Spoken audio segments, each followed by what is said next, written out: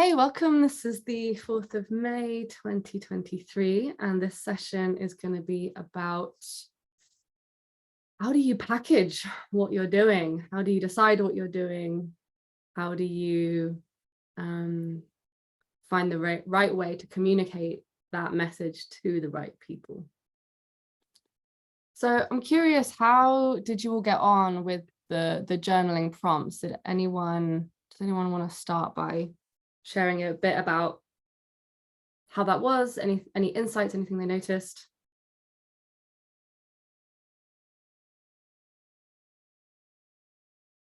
I can start. I found it very useful to have the prompts. For me, prompts are very good because I always need help, like someone to kind of like guide me. So beside our, one-to-one coaching, which was very, helpful, having a prompt helps you just focus on something specific.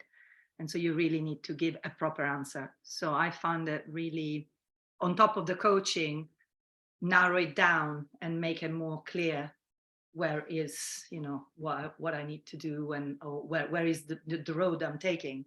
So yeah, it was truly helpful. Done it. Wait, I'm going to repost these prompts in the chat as well so you can see them. Anyone else? It's also fine if you didn't answer the prompts, like I totally get it.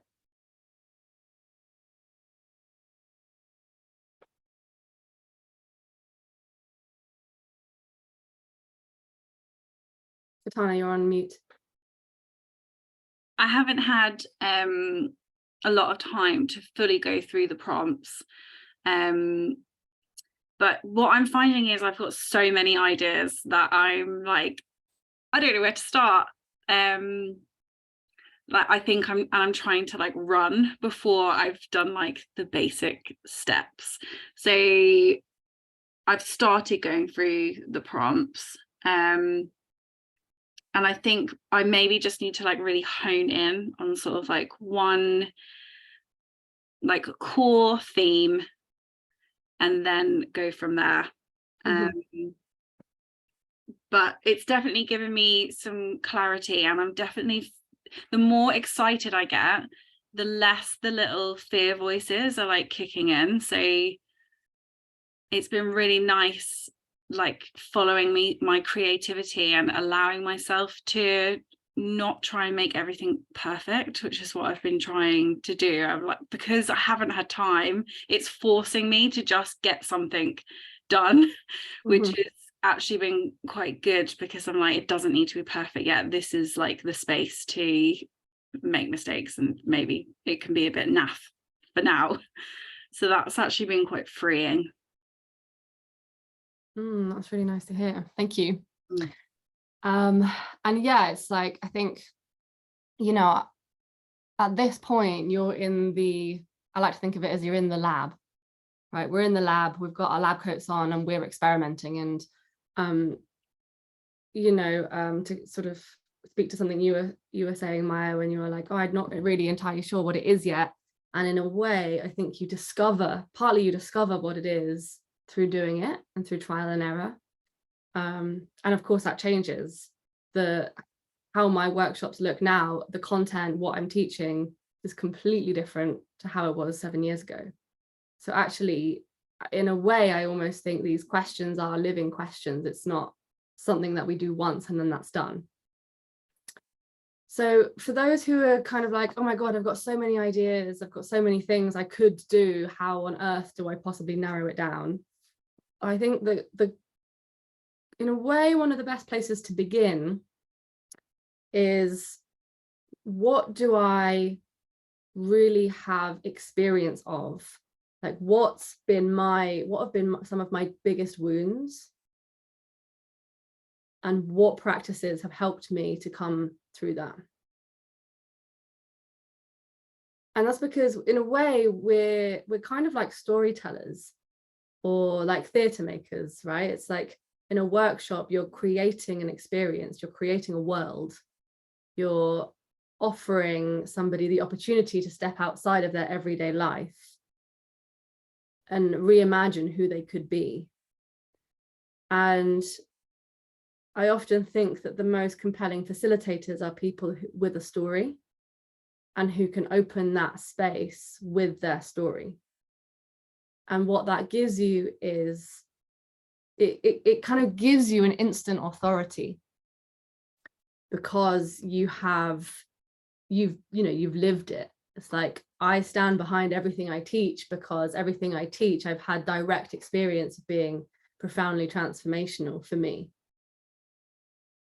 And that in itself is compelling. And a lot of what you're doing as a facilitator is modeling. You're modeling to your group a way of being. And I think I was saying this to Laura yesterday, there's something beautiful, like at each phase in your facilitation journey, there are different gifts to those phases. And so obviously later on in your journey, the gift that you have is more experience. But at the beginning, there's a real beauty that what you have is this, you're very close to the people that you're working with, because you're more at the beginning of your journey.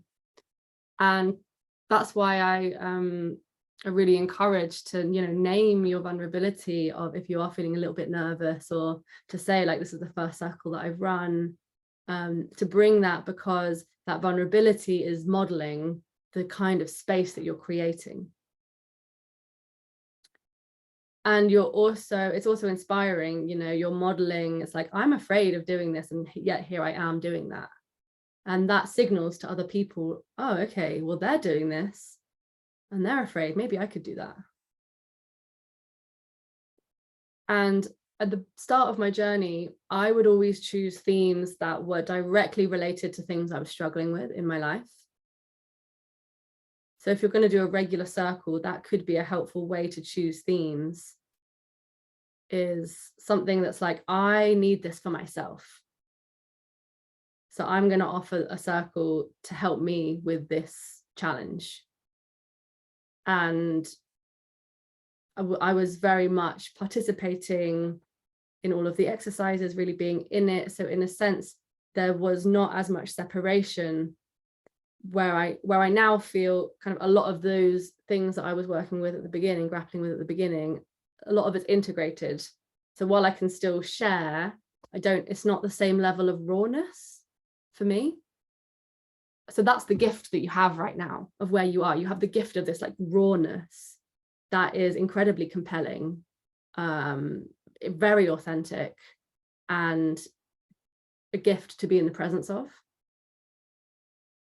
So I'm kind of encouraging you to embrace this part of the facilitation journey, because you don't get this bit again.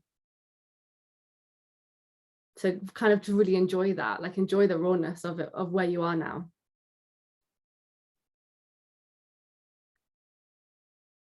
So when you're thinking about, so we come back to the starting point, what are your core wounds? What are the, you could also almost think of like the story of your life, where are you now? What's the overarching narrative? And what are the key moments that helped you to grow, or brought you a particular insight that feels like an integral part of your way of experiencing the world?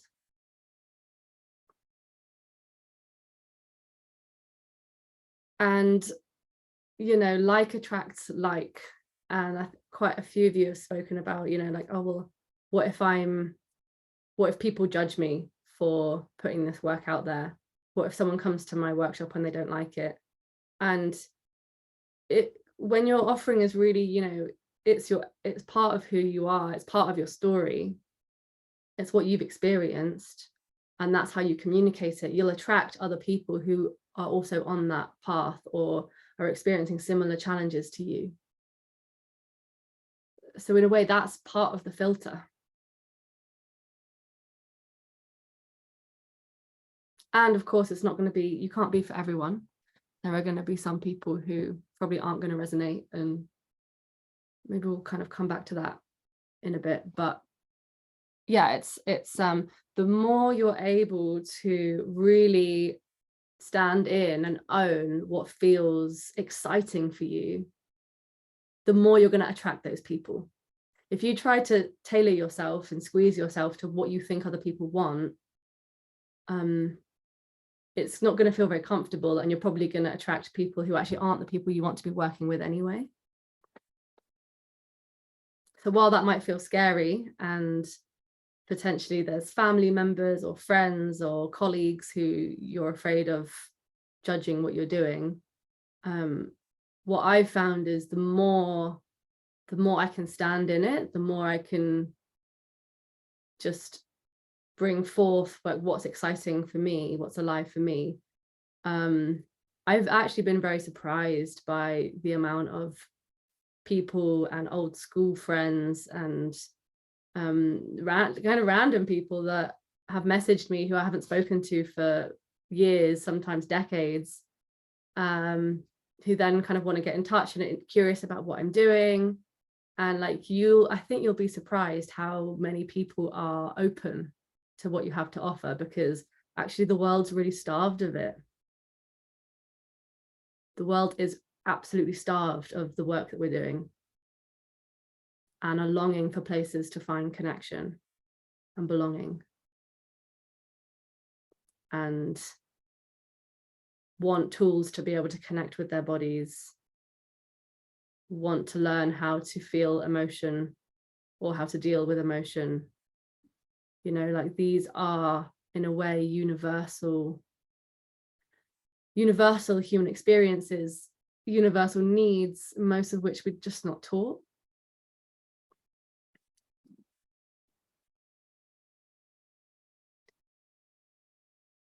And so, yeah, I do know it's scary to put yourself out there and say, I'm doing this thing. And I think in the one-to-one work, we can kind of get more into the particular nuances of each of the some of those core reasons behind that fear. But yeah, just to say, like, the world needs this. And I trust that you all believe that, because I don't think you'd be here if you didn't. And to trust that, like, there's hundreds and thousands of people who also want that. There's so many people in the world. There is just so many people in the world. And you're not going to be for everyone, and don't try to be. Give up that idea that you're going to be for everyone, because you're not. And in a way, what draws people to a facilitator isn't even really that much to do with what they're doing, the content of what they're doing. It actually has a lot to do with the essence, your essence. And in that sense, that's not something that you have to do. That's just who you are. And there'll be something in your story that you share, the way that you speak, you know, something in your essence that will resonate and will be like, yes, that. I had a discovery call with someone last week, and I asked them, you know, why do you think I'm the right person to work with you? And she said, oh, I first met you at the Psychedelic Society Festival 5 years ago, and I just really liked your vibe. And I'm like, okay. 5 years ago. So that's the thing, it's like, just get yourself out there, get yourself in front of people. Like, you actually just never quite know where something's going to go, where something's going to lead. And when people like your vibe, like, that's what they'll remember. Half the time they don't really remember what you do, but people do remember how you make them feel.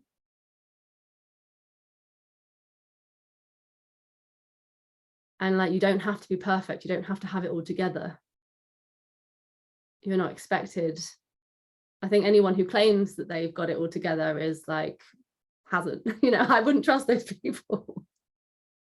I trust people that are like, no, I've got something figured out, but definitely not all of it, and here's all my shit. And you know, it's a lifelong journey.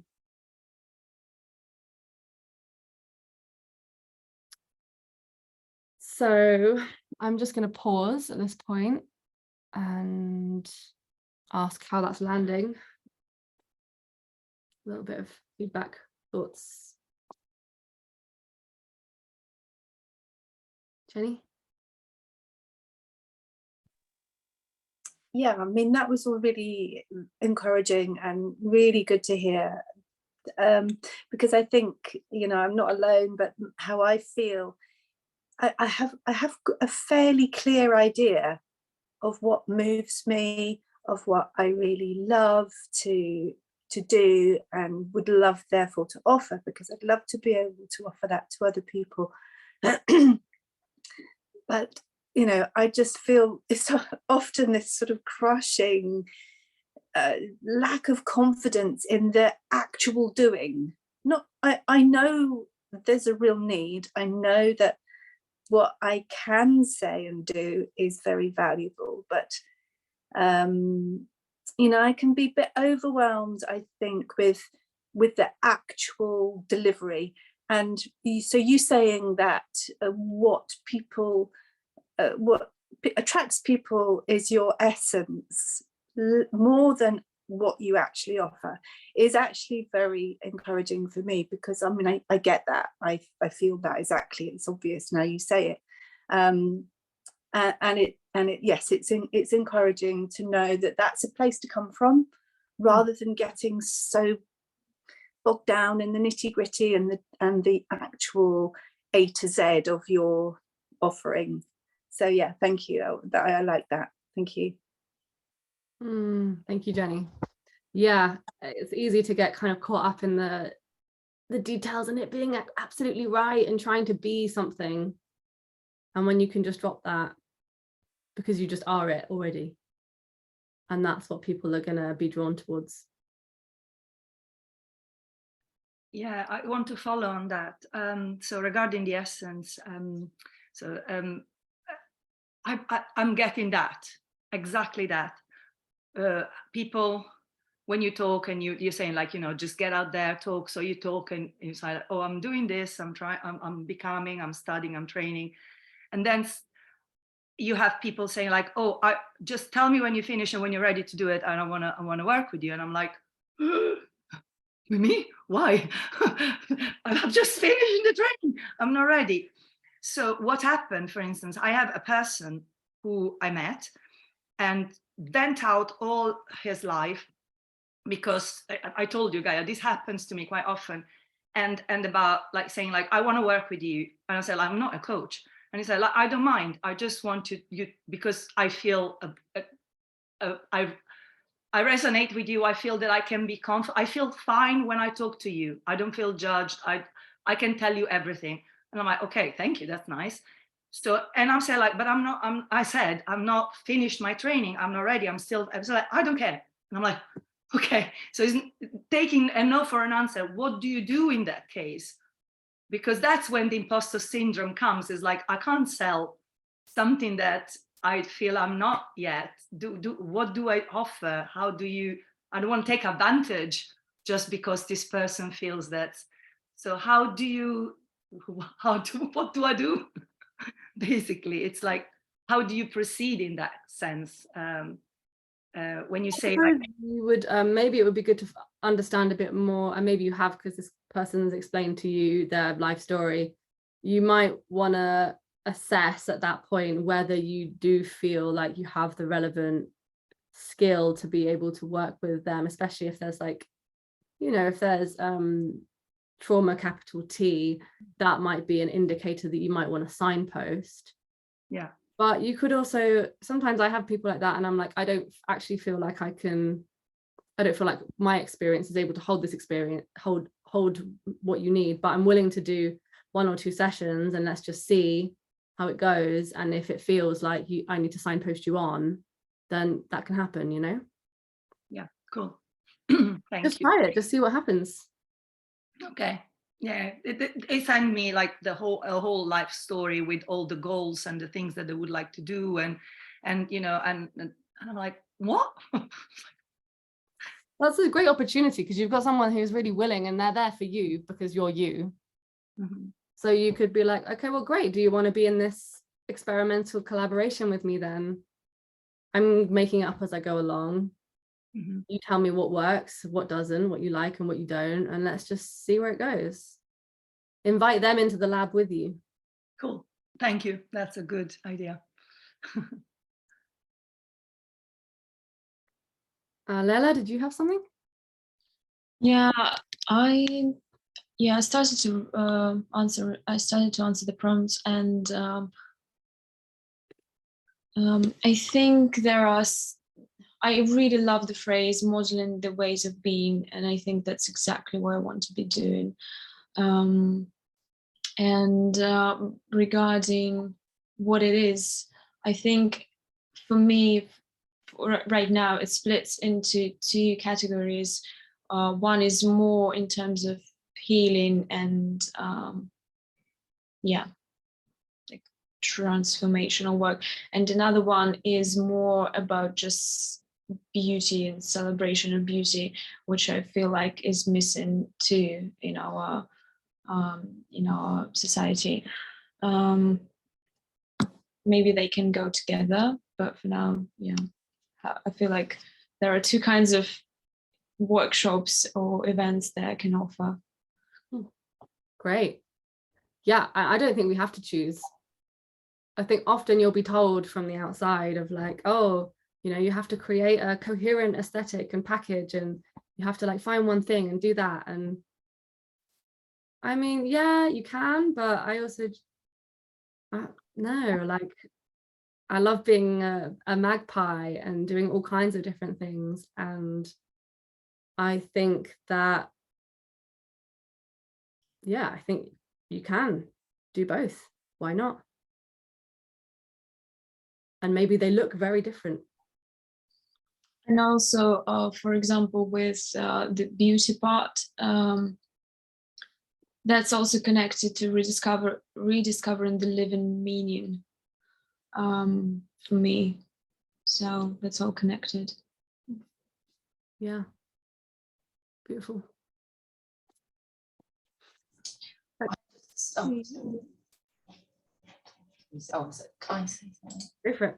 Oh yeah, something, when you were saying about the rawness, and I get that it's actually very, like you said, compelling to come from that raw, like authentic place, but like how raw can it be?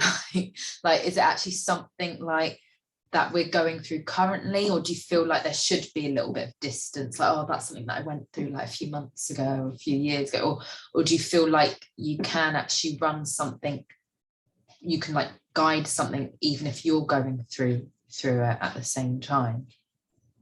Yeah, I definitely think you can. And so it can be good to do like prep work before. So for example, I ran a ceremony around processing pregnancy loss and abortion, and the days before that I did it because I needed it, and it took me maybe 2 years, 2 or 3 years after it happened, before I felt like I'm ready now to process this. And part of what we did was to write a letter, and the letter was either to the unborn baby or to the partner or someone who feels important to write that letter to. So I did that a day or so beforehand, and as I wrote that letter, there were quite a lot of tears, and like, so I kind of had done my own, some of the processing work beforehand. And so when it came to the session, one of the exercises was for them to write the letter. I'd already written the letter. When you're holding space, you don't go in as much as others, but I think it's fine to like to cry, to have tears. It's fine to show emotion. It's good. I think again, it's the modeling. Okay, yeah, thank you, that's helpful. And it's like it's kind of like saying, in that sense, it's like I'm not a teacher, I'm just here with you. I'm holding this space, but we're all holding it together. It actually encourages more collective responsibility, a more collective holding, I think. Guys, like it takes away like the hierarchy, doesn't it? It's like we're like it's more of a guide rather than someone above who knows everything or knows it all. It's all, yeah, like to facilitate and all. Sorry. Yeah, Lila. Yeah, can you tell us a bit about the audience, for example, your audience, or how to think of our audience, in what terms? Yeah. Yeah. So I think really in terms of how you find your audience is through the pain point. And if you think about what is my pain point or what has been my pain point, and these are the practices that have helped me, then you are connecting with that pain point of your audience. So my audience tends to be, there are a few pain points. One of the biggest pain points is women who feel like they don't have a community, that they're exploring inner work, they're exploring the wild woman archetype, and they're feeling very alone. So belonging is a big theme for my audience. And that will be also something that I will really highlight and write a lot about in my event descriptions and in a lot of my social media posts, because I know that's one of the reasons why people come.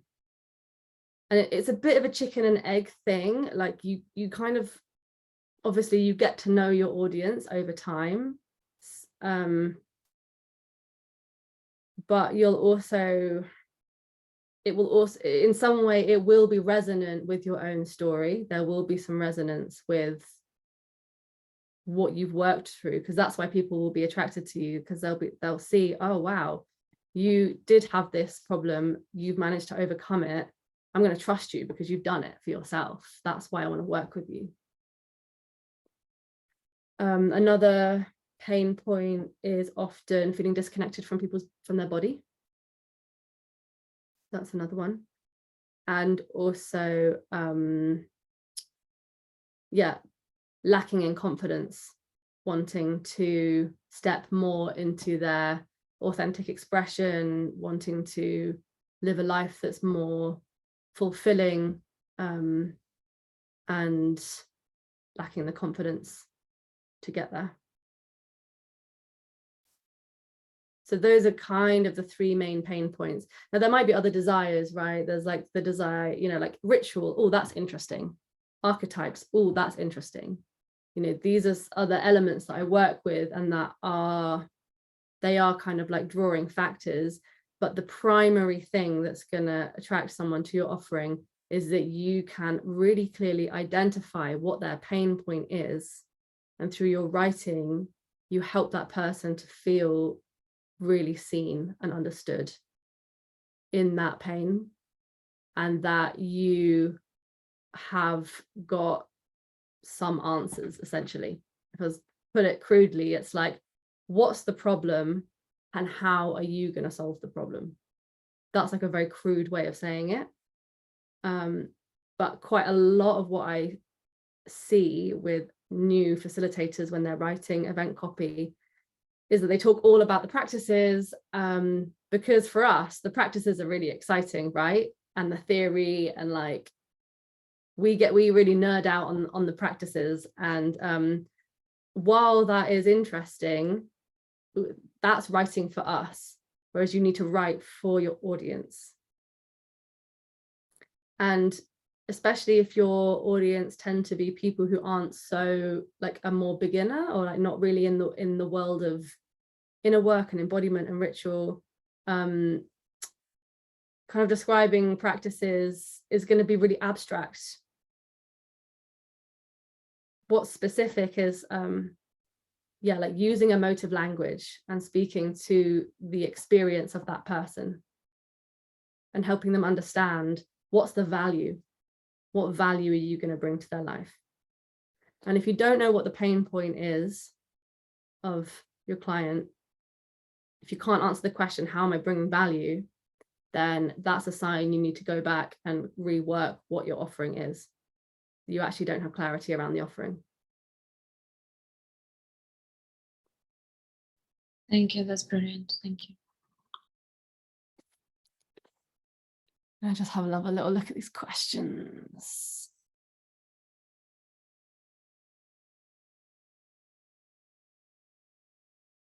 Yeah, well, maybe I'll kind of pause there and kind of ask, how does that land? Are people getting some ideas, getting some clarity from hearing? And maybe you can see how these two things work together, right? It's like, what has been my pain point, or is my pain point currently?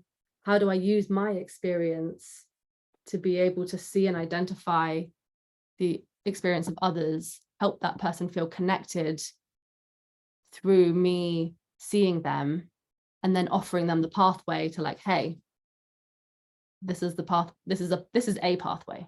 I think you want to be careful about saying, you know, this is the way, because there are many, many, many ways, and each person will have their own path to travel, and you'll be one stone on that journey. You know, you'll be one stepping stone on that journey. And I say this quite a lot. It's like, take what works, leave what doesn't.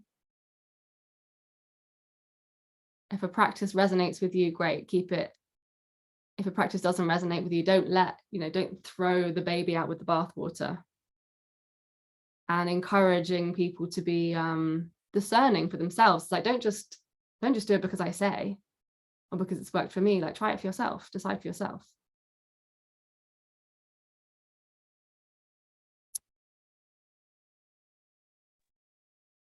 Yeah, it's not necessarily a question, but there's probably a question more like a musing right now, which I think is an amalgamation of what's being shared. I think what's coming up for me is like, there are certain, what I need, there's that balance of what I need right now, I know will come out authentically, but I think because I'm still really doing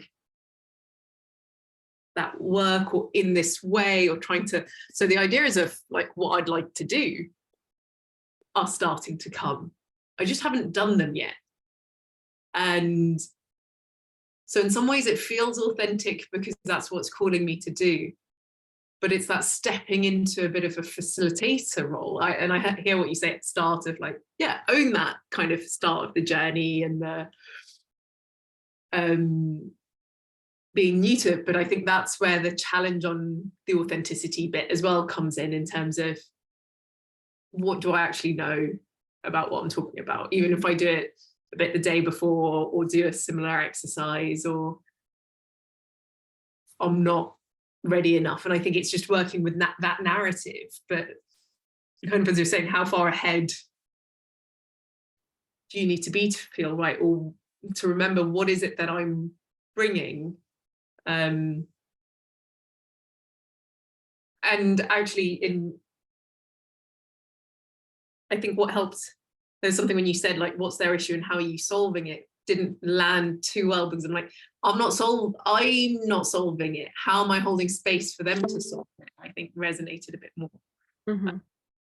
Or like, how am I like creating that journey for them versus kind of, yeah. It's a couple of thoughts that just came up, and I think I get you with that one. And like, in a way, marketing is a bit like weird and a bit icky, and it requires a different hat.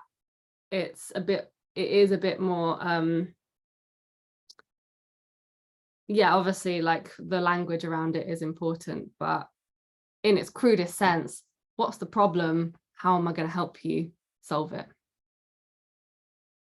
In terms of, how far ahead do you need to be? I mean, do you have a specific example? Even if it's not a real example, it could be like a hypothetical example that we can work with, so we're not talking in the abstract. Yeah, sure. I mean, like, I think it's a lot of the theming or the grounding. So one thing that's calling to me is a lot around the moon cycles, full moon, or the elements, and both of which are concepts that just are resonating, but I've not done much work even personally with them or about them, or I feel a connection, but not something that I can feel authentic. And I think there's something in that in terms of, okay, what's actually coming up to me when I do connect with it is something that I can share, versus there being a full moon is this and you need to do these sorts of things, and it's that. But it also brings up this like okay, just making shit up. Mm. Well, what's authentic for you is that you're exploring these concepts. So then it's like, I'm exploring these concepts. Do you want to join me in this exploration in how we might relate to these themes? Because they're frameworks, right?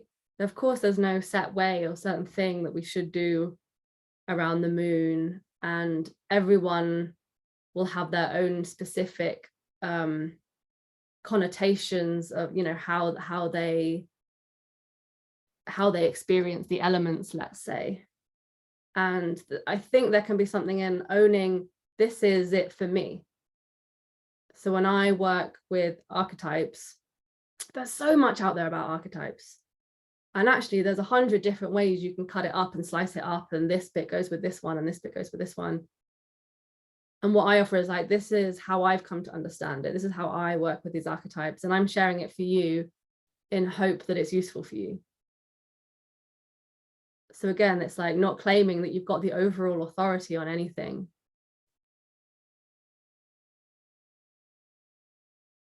How does that land? Yeah, thanks. I like the kind of exploring the relationship together.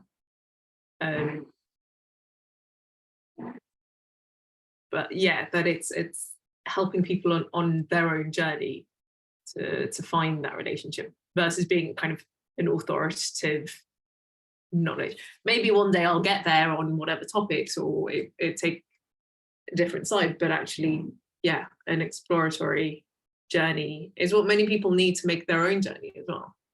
Exactly.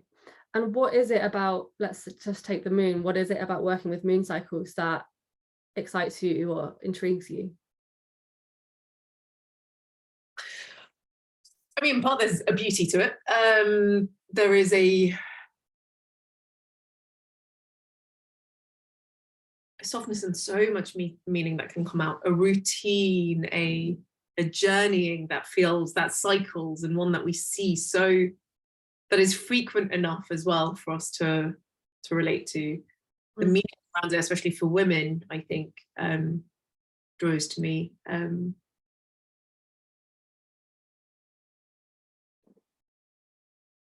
Yeah, there's just and there's something about the light, and actually for the moon, and I did initially, not initially, something that's been playing with me is that the full moon isn't the light of the moon. And I think there's something in there that I really want to explore around us as reflectors versus us on our own. Like in the new moon, you don't see it, but there's so much power there of the inner power. And then how much do we often reflect or respond to our external world? That is a beauty. Where's the joy in that? But where do you lose yourself in that as well? So I think there's a lot of meanings which are separate to moon cycles, and that is also coming to me in that sense. And so hence it feels like, okay, this is a little bit different or alternative, like not alternative, but not true to the deeper meaning of the cycles of the moon. Well, you're making it your own, and that's what the cycles of the moon are for you. And yeah, I think that's beautiful. And it's like, it's poetic. You're using, like, the moon is it's a symbol. It works in the psyche in a different way, in an unconscious way. Actually, all of the elements and things around, like, yeah, moon, sun, stars, fire, you know, like they're symbols. They hold, they are kind of symbols that are beyond just the actual thing itself. And we can use symbols to explain things in a way that you can't do on a more regular language level, right? That's why poetry is so profound. That's why you can say so much in poetry that you can't say in regular prose, because you're using poetry and symbols. And that's a really beautiful, I loved how you were you know, using that as a symbol of exploring something that is a current inquiry for you. And just hearing you speak, I was like, oh, I want to come to that circle. That sounds really interesting. I've not like I've not heard it framed that way before. I've not heard it thought about that way before. Thank you. I think, yeah, it's just creating the time to develop it confidently. Yeah. is a And challenge. it can be developed through the sessions. So many times I've come up with an exercise and done it, and I was like, oh, I thought that would be really good, and it kind of like didn't, kind of flopped. Mm. And then times where I've been in a workshop and I've just had an idea in the spur of the moment and I've just done it, and I was like, wow, that was amazing. I wouldn't ever have thought of that in my room writing my lesson plan. Mm. I was inspired by what was arising. And obviously sometimes, you know, you spend hours working on the lesson plan and then you do it and you're like, yes, I nailed it. That does happen too. But more often than not, you know, you have to cut, you have to change, you have to be prepared to sort of adapt in the moment. Yeah. So in a sense, maybe the question for you is like, how can this exploration or these practice sessions be an opportunity for you to, by the end of it, then you've got something that feels a bit more fully formed. But to allow yourself to go into it with a question mark and saying, I don't actually know yet. Mm. And to be explicit about that, you know, with the people, it's like, how exciting for them. Wow, I'm like involved in somebody creating something that, like, I get to be part of that. I get to be part of that creation journey.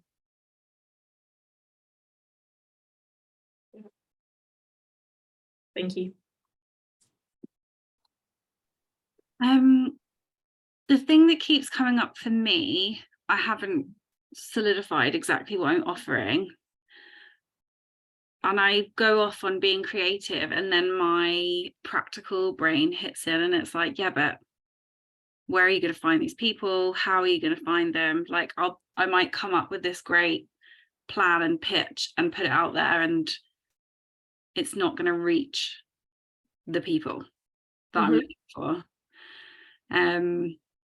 And I really want to do it in person because that's what feels most alive for me. But from a practical point of view, like living really rurally, I'm like, am I going to be able to reach the women in this area? Like, how am I finding them?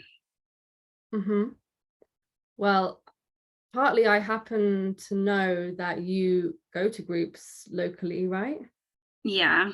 With people who are interested in what you're interested in. Yeah. I imagine there's some women there. Yeah, just, I don't know. I'm a bit like, are there enough? And also, like, some things have been coming up for me about like treading people's toes. Like, am I going to be like stealing their space? And yeah. Well, in response to your first question, I mean, how many do you actually need? Like 6 to 8. Could you do it with 3? If 3 people came, would that still be enough? Could I do it with 3? Yeah. There's this idea of like, oh, a women's circle or a circle, oh, it needs to be like loads of people. Doesn't need to be loads of people. Okay. Even just, you know, you and 2 people. Wow, that's an intimate circle. Yeah, I think that's quite daunting. I feel like if there's more people, it's almost like, yeah, they're going to hold that a bit. I suppose, yeah, if there's 3, I feel like there's almost more pressure. And so I don't know exactly how big the sort of conscious community is where you live. Do you think it's realistic that you would get 6? If you let go of the fear story, do you think 6 is a plausible number? Yeah. I want 6, I think. Great, that's a great goal. Yeah. And if you get 3, still do it. Yeah. Okay. If you get 1, still do it, you know, find a way to adapt. Yeah. One of the best things my mentor ever told me was like, some days you'll have a full room and some days you'll have nobody, and that you still commit to showing up and doing the practice, even if it's just you on your own. Yeah. That's still valuable. That's still a valuable experience for you. Okay. And to just keep going. And I've had it, you know, some sessions and there's 20 people there, and other sessions where there's 4 people there. If you keep going for long enough, then after a while, it takes a long while. Yeah.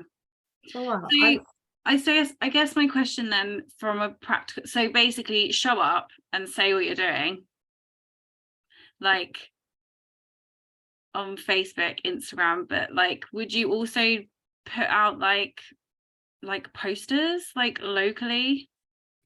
Definitely. Yeah. And Okay. you know, if you're, whose toes are you nervous about treading on? I suppose like the women that are already sort of striving to do this. How many are there? A few, like 1 or 2 maybe. Mm-hmm. Do you know them personally? Yeah, because I've gone to their events.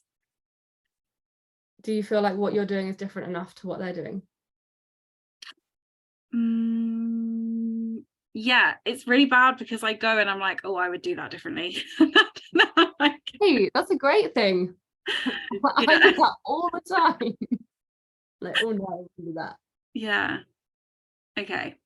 I So mean, I yeah, would part of suggest- me is like, I'll just invite them, but they Well, might yeah, I be mean, like, could you open a conversation up with them and say, like, this is what I'm learning about.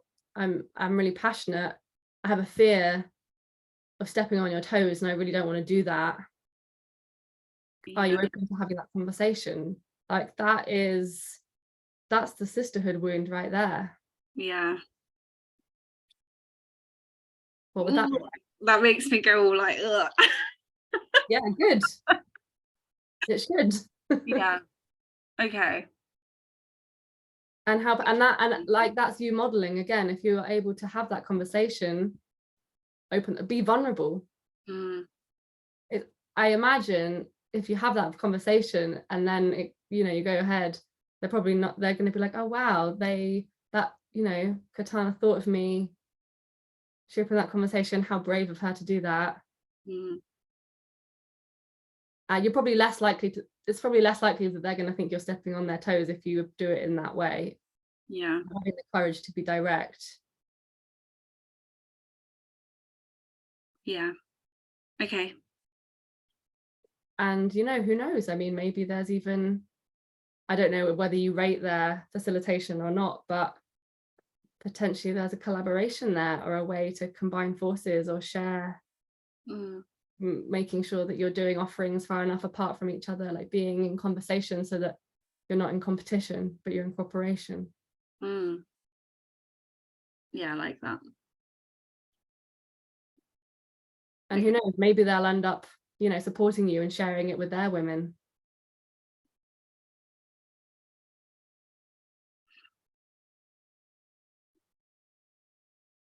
Okay, thank you. And if they do have a problem with it, then maybe the conversation is like, okay, well, how would it feel? What would it, what would need to be different enough? Like, don't kind of take no as an answer, but more that then that opens the space for a discussion around what exactly would it, might not feel okay about it.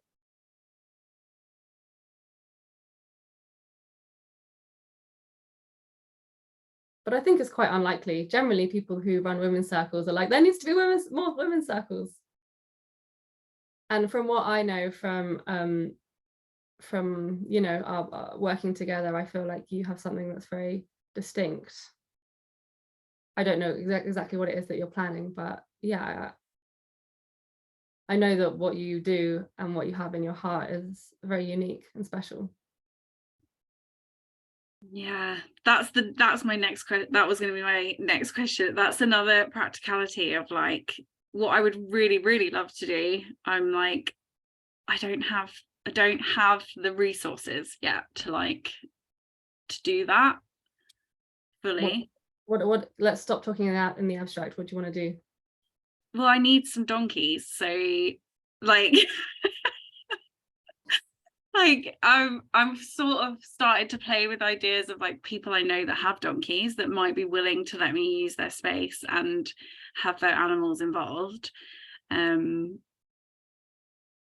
then there's like a resistance of having to like rely on other people. The whole life is made up of relying on other people. I know. How can you invite, like, that's how beautiful for them and empowering for them and exciting for them to be invited into something you're creating that's going to have benefit for others. Yeah.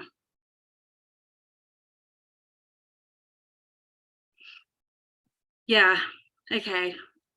It's, I suppose in a way it's like being brave enough to potentially hear no and be okay with that. Yeah. Yeah. Yeah. And can you tolerate a no? Yeah. I don't know why I like jib myself out and then I'm like, oh, it's fine, I'll move on. If no is the worst thing that's going to happen, that's a relatively low risk there. Yeah. Okay. Well, I feel quite confident that the other women in your area aren't going to be using donkeys in their women's circles. Yeah, that's true. Thank you.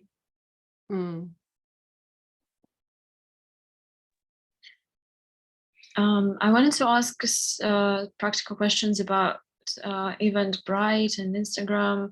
For example, is Eventbrite enough for, when people are just searching interesting events on that date to go in London? Would that be enough if I don't have a popular Instagram? Yeah, I don't use Eventbrite anymore. I use Dandelion, which is made by Stephen, who's part of the collective that I'm also part of, and so that's a place specifically for alternative events. I mean, you could put it up in both places. I would say, yeah, I mean, it definitely is a challenge to kind of be heard. In a city, the challenge is that there's lots of competition, and in more rural places, the challenge is perhaps there aren't, the audience isn't as big. So they both have different challenges. How I started was inviting my friends to my house and just kind of starting there. And then kind of, friends of friends, then doing it by donation. And like there's lots of groups like WhatsApp and Facebook conscious event groups. That's a good thing to do at the beginning, is like post your event, find all of these little groups to be in, post there, ask your friends to post and share it with their friends. I did a lot of that at the beginning, sending messages to my friends and saying, hey, would you pass this on to your friends?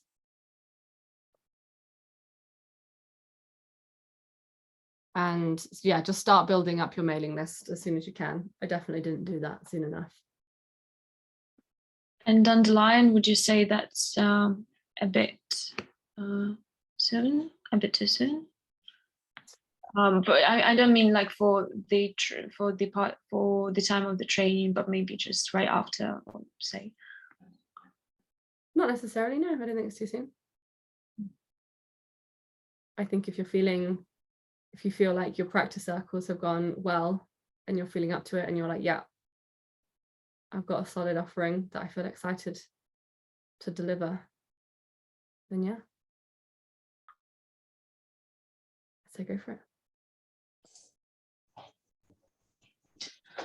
I know, I don't know how much time we've got on the call, but like the whole Instagram thing and like sending it to friends and friends of friends is really bringing up a lot of wounds, like, or shadow, or I don't know, just something like that's where the fear starts to really creep in, like about being seen, about like sharing what I've got or what I can offer, and then asking friends to post. Like I think I do have very close, vulnerable friends, and and I'm vulnerable with them and open with them, but it brings up things like it brings up things like are friends supportive, or like do they actually care about what I'm doing? I don't know if anyone can like relate to that, but I don't know, just like the whole sort of social media and relying on friends, even relying on friends to come to my house like once a week or once a month for a group. I feel it feels like a lot of pressure that I'm putting on them to help me, and then it goes into my like, am I worthy of this support from them? I don't know. I don't know. Yeah, just and the Instagram thing, like posting something about me and what I can do, just feels like, yeah, another fear coming up. And yeah, so I don't know if I'm articulating okay, but yeah, I don't know if you can speak. No, I really, really hear that. And before I answer, I want to offer the opportunity for anyone else to also share, because I saw lots of wiggling hands. So my sense is that's a very shared experience. Yeah, I had the same thing. So what the fear is like, also my friends are quite younger than me, and actually one of my audience would be my age, which at the moment I'm finding very difficult to be friend with, because they are very different from what my need. They have different needs. They are probably Jenny will understand what I'm saying, because we are a bit older in terms of like life, and women they don't want. So I asked my younger like friends that are younger, like what they think, and what they think, just to put a bit of like, to have a bit of feedback. And I must say that, Dalia, that everyone was, if you have friends and the friends they have wounds, or there's something, or they relate or resonate with you, and they are your friends, all of them said, please, if you want to test on us, if you want to try something, we are available. And I was like, really? And I'm like, yeah. So I kind of put down a bit the fear of, trying out stuff. And that could be with an intimate circle with 3 people or 5 people. So I guess asking is always like, or dropping an idea without saying I'm going to do that. But Yeah. that was quite helpful for me to kind of be a bit more, okay, maybe I'll do it. So yeah. Thank you. Yeah, I guess like I'm quite nervous about advertising online anywhere. Like I think my plan is to just do it in person for, well, as long as up until I feel more confident and like for advertising online. But yeah, definitely a big fear of kind of doing that too. Yeah, I'd like to echo that if you say Facebook and Instagram to me, my blood goes cold. I think it's a real particular trigger point for me. I don't have any kind of social media anyway. So yeah, that really does scare me a lot. And I'm not even sure at the moment that's kind of, and I don't know whether this is me just playing small, or is it real, but maybe I feel that maybe I'm looking for something a little bit more intimate anyway, and not opening up to the wider public.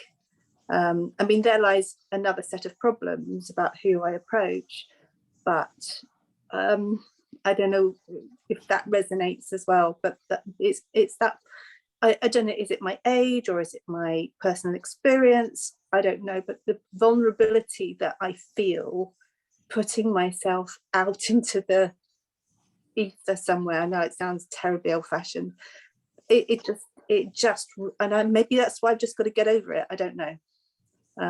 But yeah, that I find that a very scary thing. Thanks, Jenny. As I was sharing in my pod, I started Instagram about 2 years ago, and it was very, very painful. But now I feel like, now I feel like I can do that. I can share on Instagram my offerings. I guess what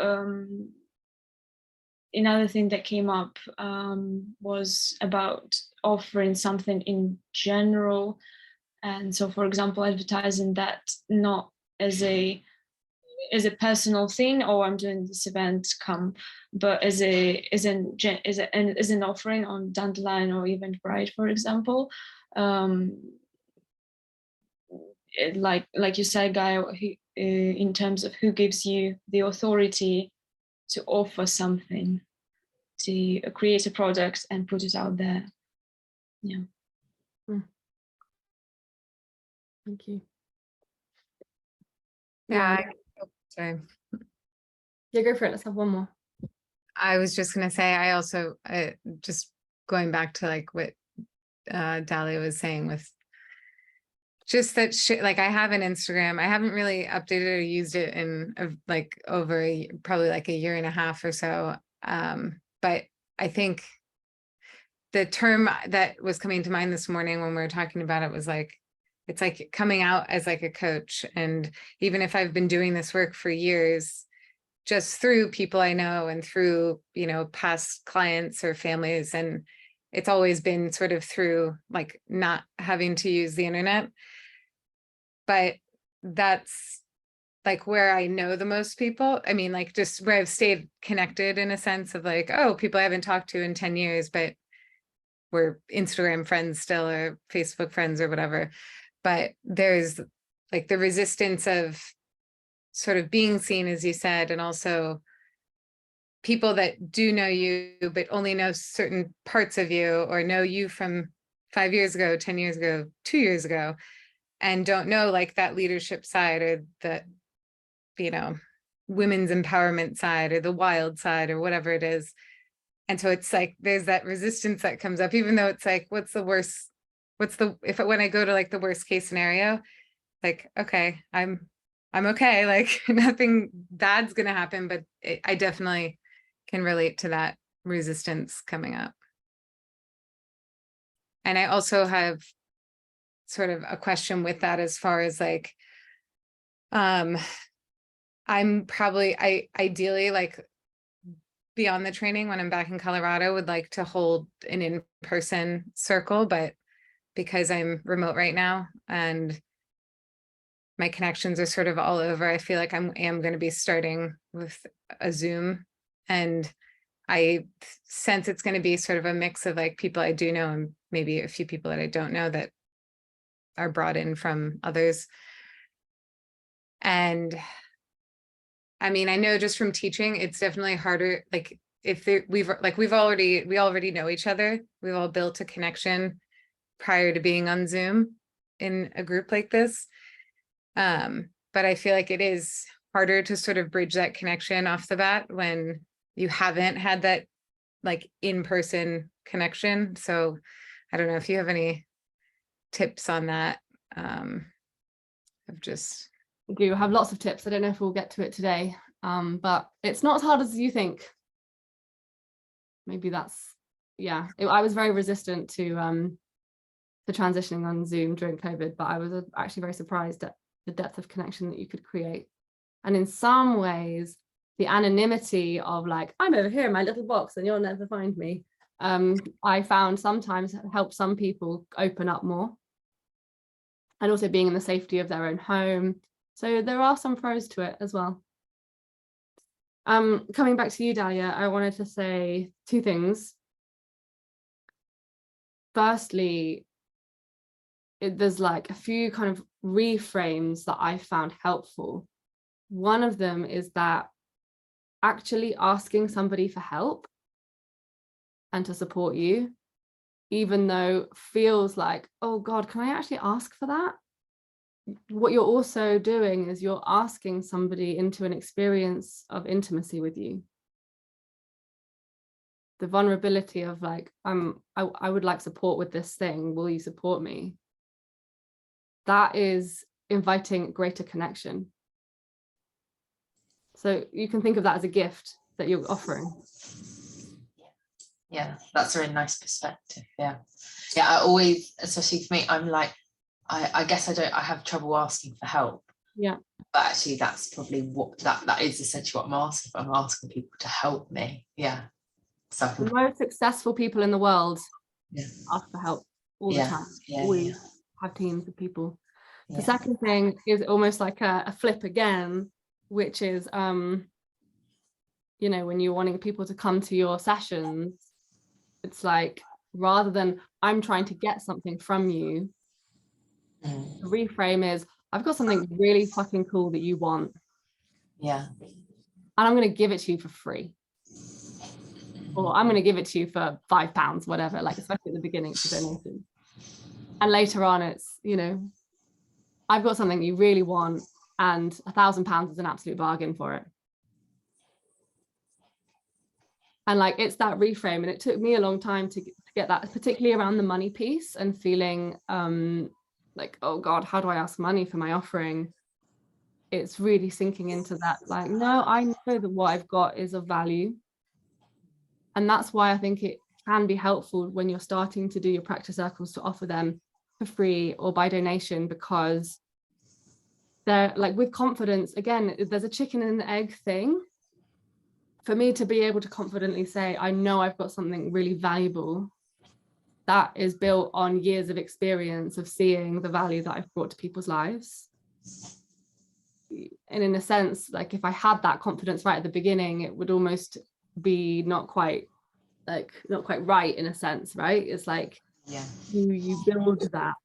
So that's why the practice group is really helpful, because it also it takes the pressure off you having to deliver something that's like really perfect, or, you know, like it's all right if you fluff it, and then, and you know, and you can laugh about that and be like, okay, sorry, I'm going to go back and like say that again.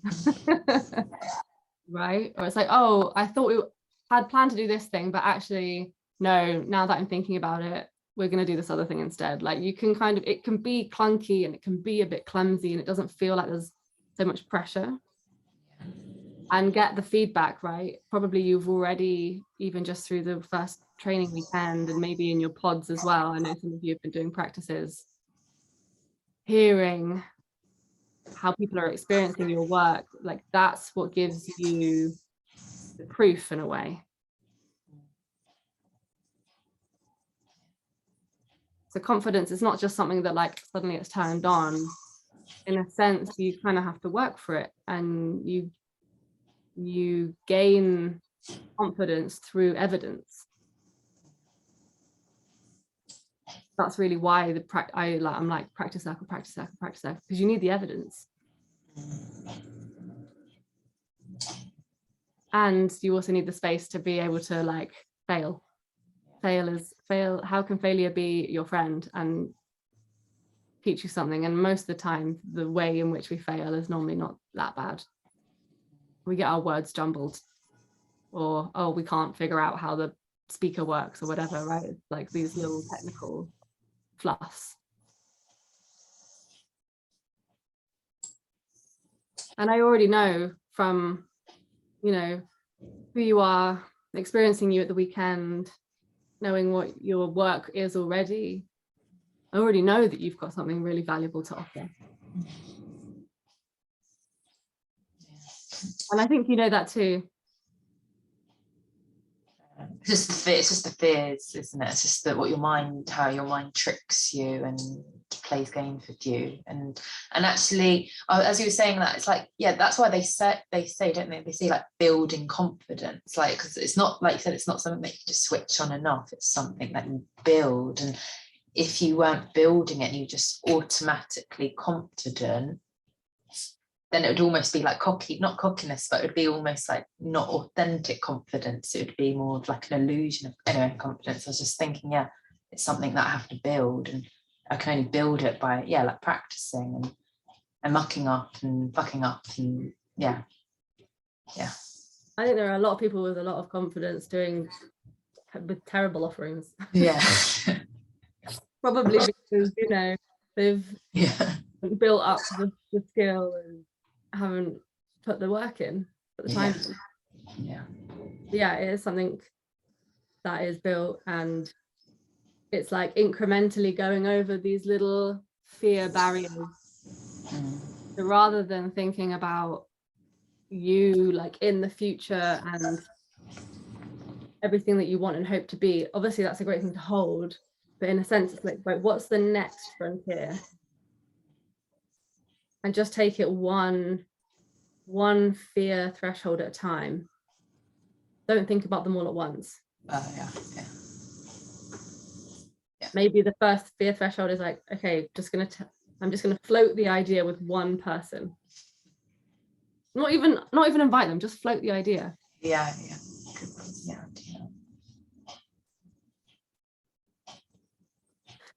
Okay, we're coming up to time. Wow, only 3 minutes left. This has been quick session. Breeze. Can I ask just one more? Yeah. Go for it. So the next month when we're doing our practice like circles, I'm going to Nest Festival, which is like a collaborative festival that all the participants who go kind of run it. And I want to do an offering there, but I've heard that, well, I know that the LGBT, non-binary and like transgender community is quite big there. And I'm just like wondering, because I would like to do, my idea is to do like a pussy and womb connection meditation, and then like make something out of clay that you can kind of put on your altar that symbolizes that. But I'm just wondering, like, how you navigate, like that space. And like, I think now that I'm going to direct it to people who want to connect to their womb, because that can like be for everyone. But yeah, I feel quite nervous about just that confrontation of like women's circle, like, no, everyone should be involved, and just that inclusivity, or whatever the word is around it. Like, yeah, I can feel I'm quite nervous around that, and I'm just wondering what your thoughts on it is.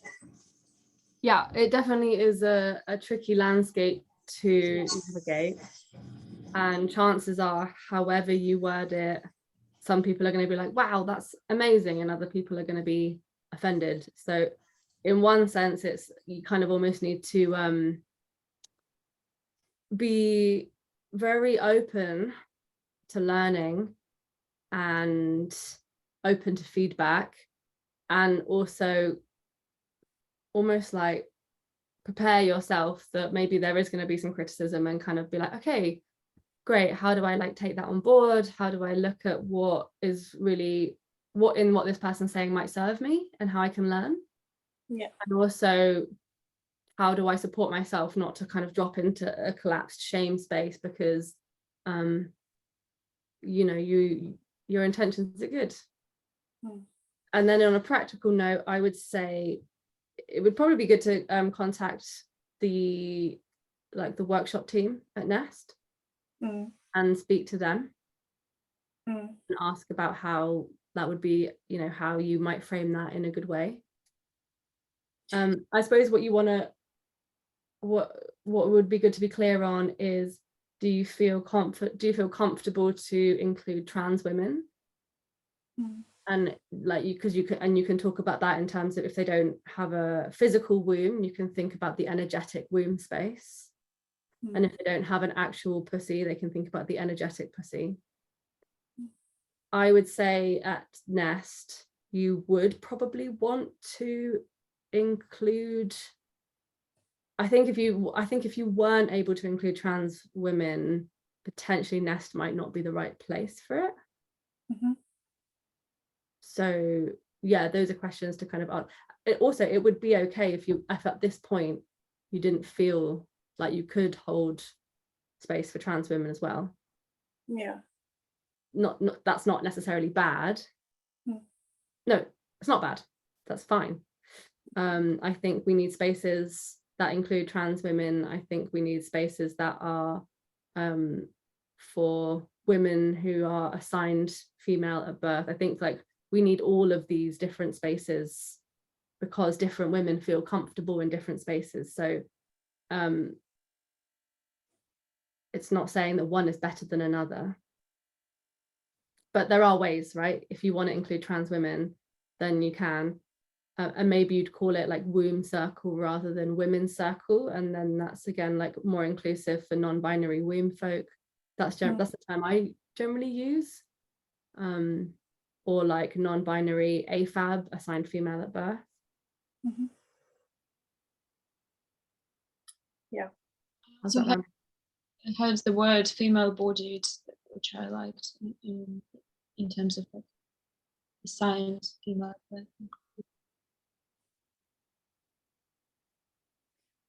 Yeah, that's really helpful. Yeah, I think one of my friends is kind of more savvy around this topic, so I know I'm going to have a conversation with her, and she is going, so I know I could ask them to, like, if I wanted to do it, like she would probably be happy to join me and kind of yeah.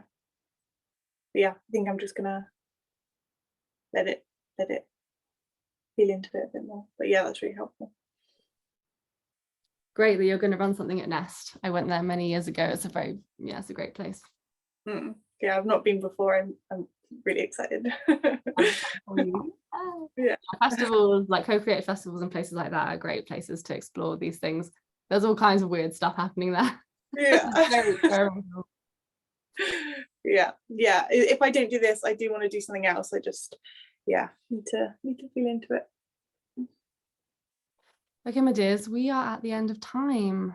If anyone has to jump off immediately, then feel free to do that. And otherwise, perhaps one or just a few kind of reflections, check out how's this been, and if there are any questions that I didn't get to answer that maybe I could send in a voice note or something.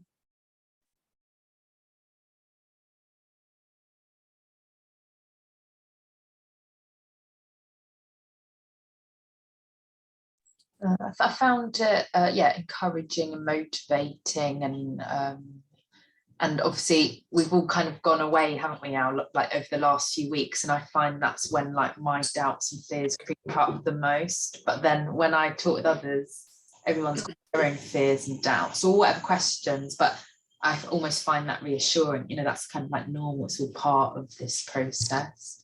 So yeah, I just feel held, which is good, so thank you.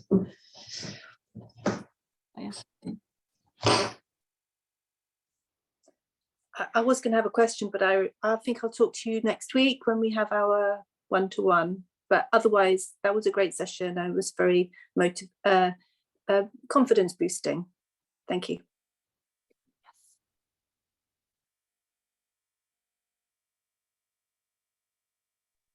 I find that it's quite easy to, right now, it's quite easy to think about your offering in a structured way, like the framework that you provided really helps, and that clears out the fog quite a lot.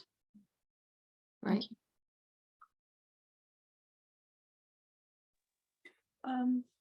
Yeah, I found this super helpful.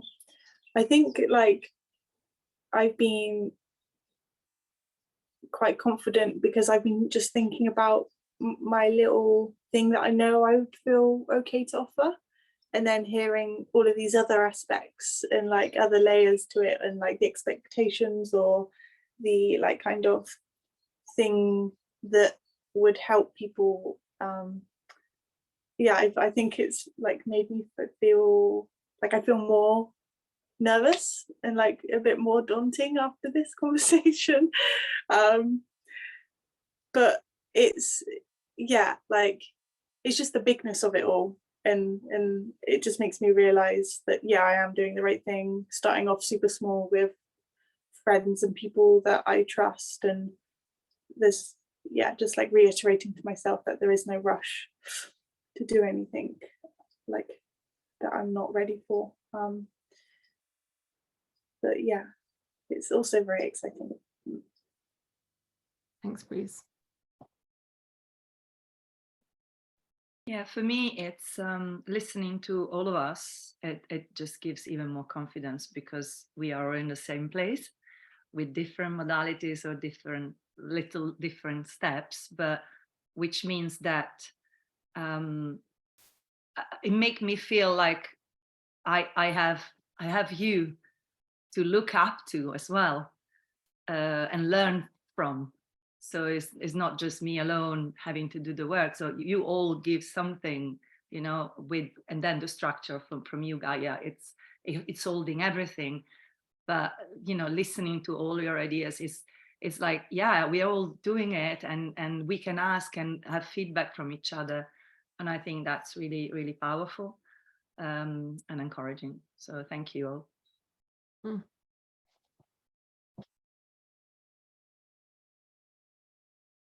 Yeah, I feel like this session has been very helpful, even just hearing sort of like where everyone's at and hearing the questions, like some of the questions people brought up. I was like, oh, actually, I hadn't thought of that, but that is something I am also needing support in.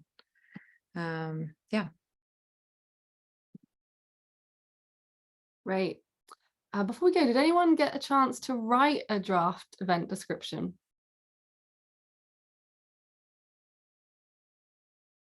I suggest this is something that you all do, and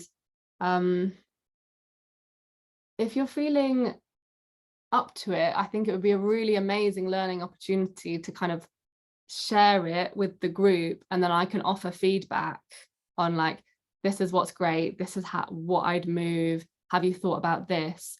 And actually, like, the more that if we're doing this in a group rather than just doing this one-to-one, because, you know, I have been supporting some of you with helping with lesson plans, and it almost, in a way, the more we can share, the more it will like start to drop in. So if anyone wants to do that and feels like they'd be willing, otherwise you can send it to me privately, and I will give you private feedback. But I think I think it would be a real gift if you'd be willing to share it in the main group.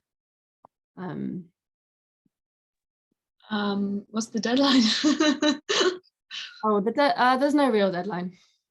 Okay. One thing we didn't talk is about money.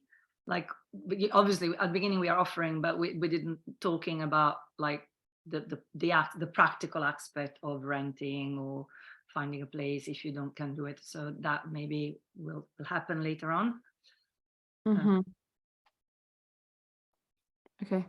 Because that's also personally, it's a fear. I can't deal with money in business. That's like, Yeah, it's definitely a challenge. Yeah. One other thing, just not that we need to talk about now, but just down the road. One thing I also I feel like struggle with a bit is like what to call myself, as far as like, if I do have an Instagram account or a web page, like and again, because I'm a teacher, I work with couples, I work with parents, I work with children, I work with women, like it's really hard. I know I need to like narrow in and pick something, but then even when I am like, okay, let's just pretend all of these other ones, I'm just going to do this one and block out all the others. I have a really hard time like figuring out what to call myself. It's like a silly little thing, but it would be helpful maybe to discuss. Anybody else? Help me figure out what I should call myself too. That would be really helpful. Great, so we're all on the same page. Identity crisis. Right now I go for facilitator and coach. Feels broad enough. Who are you? Okay, my loves, thank you so much. I really enjoyed this, and yeah, I'll find a time in the next few weeks to do another session like this.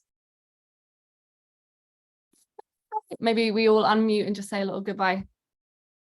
Thank you. Thank you. Thank you, everyone. Thank you, guys. Bye. See you soon. See you soon.